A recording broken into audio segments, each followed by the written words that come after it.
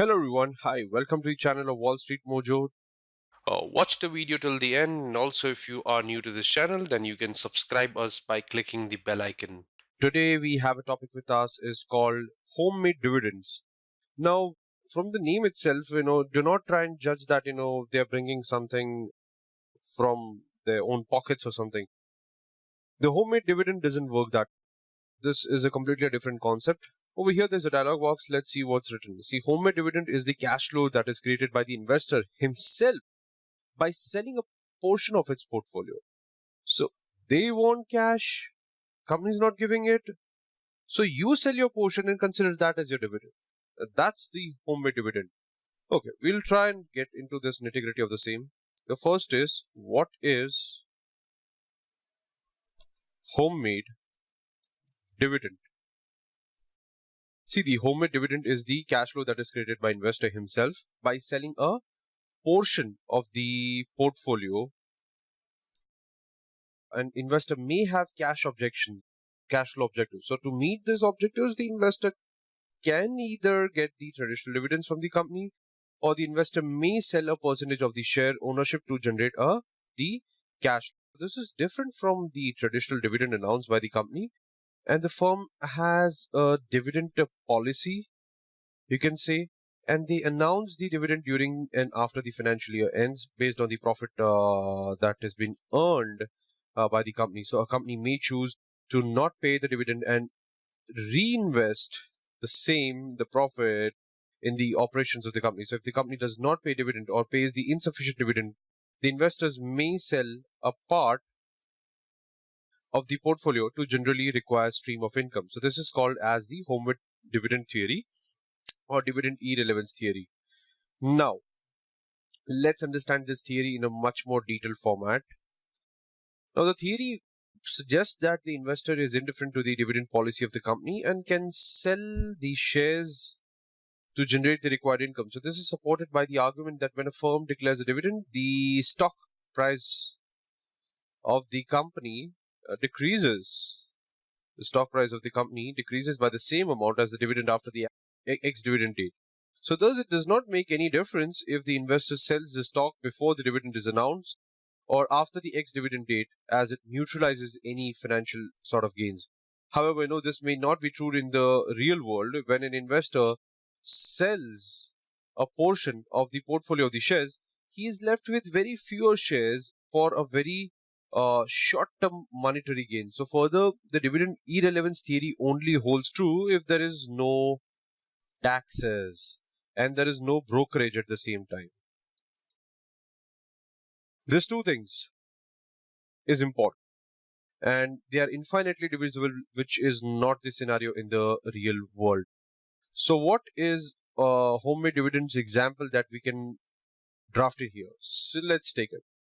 Let's say investor bought 1,000 shares of Microsoft at $250 in March 2018. So by September 2018, the share price rose up to, let's say, 400, and the company did not announce any dividend. So the investor had an objective to generate at least $4,000 as cash by the November end, and hence he sold how much of that? He sold 10 shares of this. He sold 10 shares of Microsoft at how much? 400, right? To receive 4,000, right? So the investor is left with how much? Now it's gonna be 3,96,000, right? Because 1,000 minus 10 shares, 990 into 400, that is 3,96,000 of the shareholding after he sold the shares. So thus the no dividend policy of the Microsoft did not affect the investors from taking home a homemade dividend.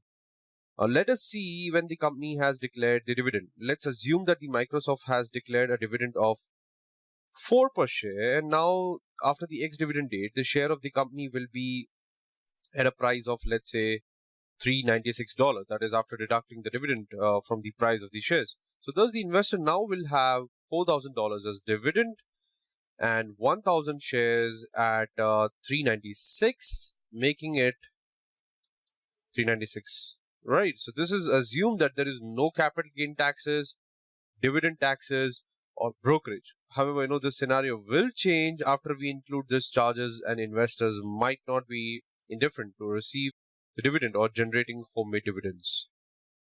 Now, what we'll try and do, we'll take another example to make this more crystal clear in our brain.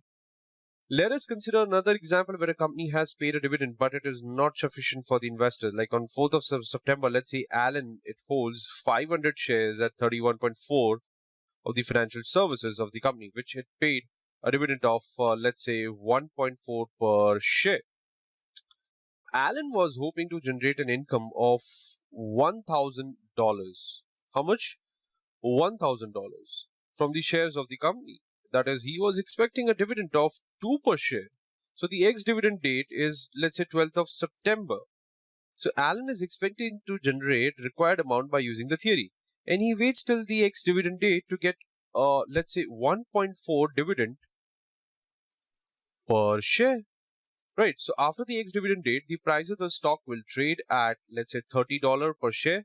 And thus, after receiving the dividend, Alan will sell the 10 shares of the company at 30, which will generate $300 in the homemade dividend.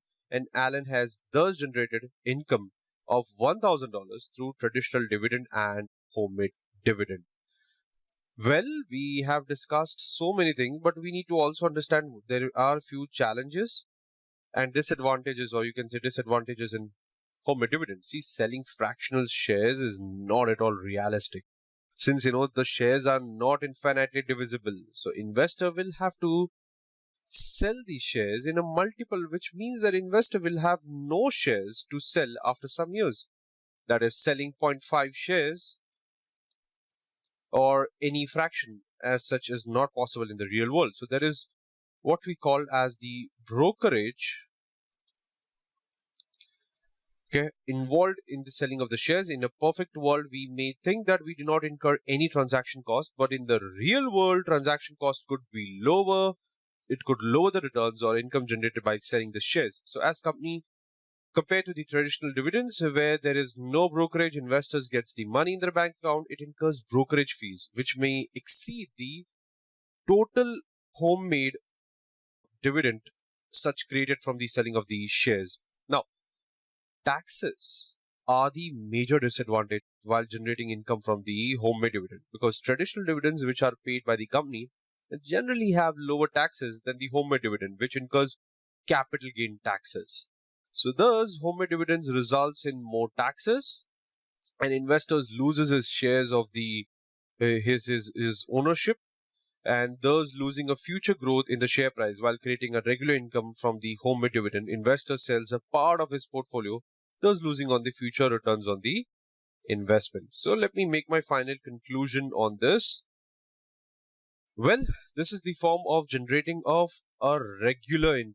If you want to generate a regular income, this is good by selling the part of one's portfolio. And this is done to maintain expected income, which is not generated by the companies due to insufficient, or you can say no dividend at all. So in theory, the investors may be indifferent from the dividend policy of the company and may generate an income equivalent to the dividend paying company. But once we include the brokerage fees, taxes, or the future growth potential of the stock, homemade dividends may not be as effective as the traditional dividend. So I hope we discussed the meaning, we discussed the theory related to this. We have tried and understand through 2 examples, and with couple of disadvantages that we have discussed alongside, have made us a very crystal clear idea regarding homemade dividends.